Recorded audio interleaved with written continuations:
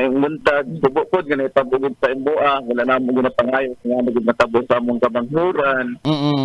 Pero kay nahitabo naman gyud muna nga nangayo ni tabang gyud sa mga ahensya sa gobyerno nga dapat na matuulan pinagi sa tabang ni Kapitan Urbasco o ni Kagawad Rolando Vargas.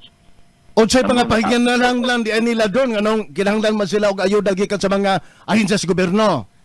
Unsay inyo ang kinahanglan nga ayuda? Financial, number one, financial para mapahilon na o kung may mulag mga kwantod, mga bugas, mga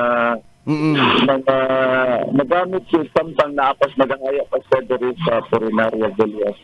Doon walang assistance katong ikaduhang partido sa side sa katong kumpanyas boss nga naka-disgrasya aning mag-amahan? Wala pa niya. So far, wala pa kay nagpay kami kaso gahapon, pinagay sa investigador Santino Plito. I see, okay. Gipile na ang kaso gahapon na Dimandong. I see. Bato ka kaso. Kasong kanto, katong multiple homicide o serious physical injuries nga kaso. I see. Unsay plano sa balay doon aning gihaya karon nga mag-amahan ug anak doon? Unsay plano niyo sir asa ilubog? Ang plano wala pa siya na finalize pero ang initial pa lang ginasabutan nabo kay naa sa Lubugan, Turil. Wala pa na finalize kay bisa ang certificate. I understand nga ang asawa pod ang inahan murag angol po to sa naitabong disgrasya. Kumusta ang inahan doon?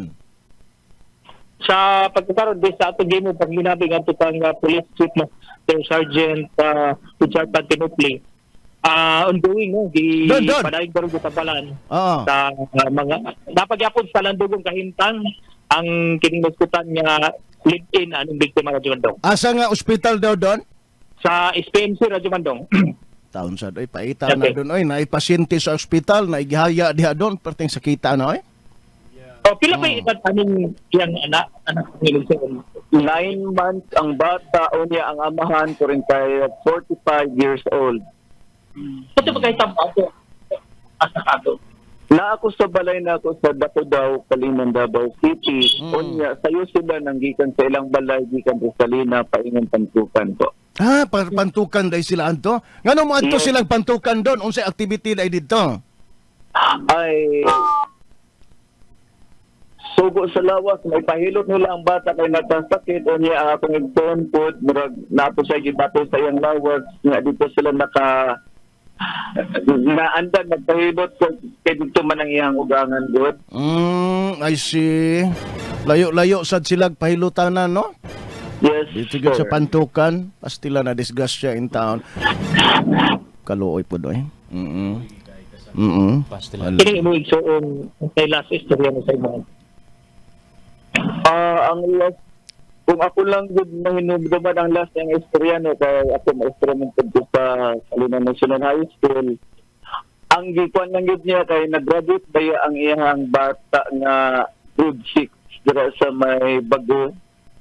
Ang istorya gid na ani nga naglibre ko sa iyang bata human sa akong mga trabaho sa eskwelahan nadto sa ilang balay para maglipay-lipay sa iyang bata nga nag-graduate sa pag-grade 6 ang ikaduha nga bata.